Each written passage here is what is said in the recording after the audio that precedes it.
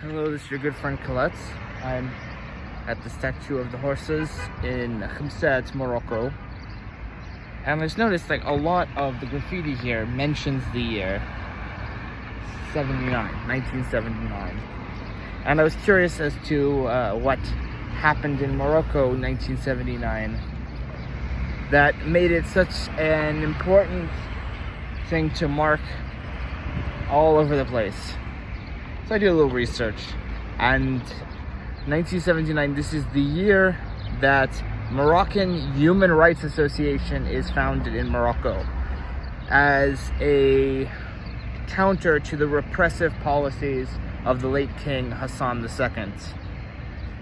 And of course, as such organizations will, they faced very heavy persecution right from the start. But in the end, they ended up being an accepted and tolerated and even celebrated part of the Moroccan milieu, with state support.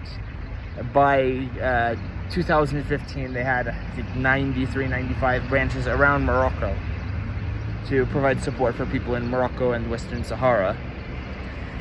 So I was thinking, it's the weird thing about monarchies, because Hassan II, by any other country's standards, would be a decried tyrant. He instituted many programs of repression, torture, murder against his own people, against Amazigh people, against political dissidents, against anyone who spoke out about any aspect of his rule. He could send them to black sites, and this was done with the full collaboration and support of the United States, because Morocco and the United States are among the earliest. Morocco is the first country, of course, to recognize the United States, and the positive relationship between the two countries has been pretty much consistent ever since.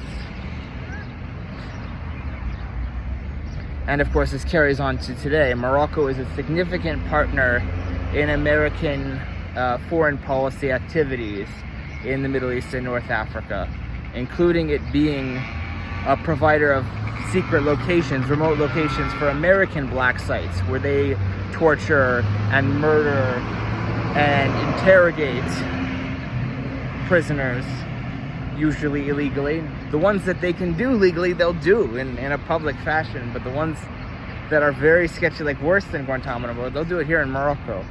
It's a cottage industry.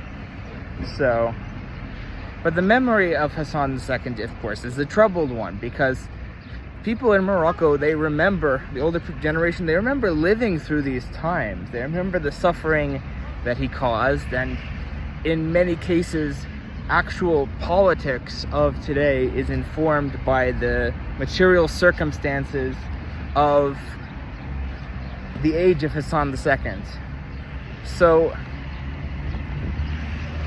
they have to develop a response. There's the Islamist movement, so people would have pictures of Khomeini on their wall. There was not yet this divide between Sunni and Shia Islam in the public consciousness before the Western nations had to invent it.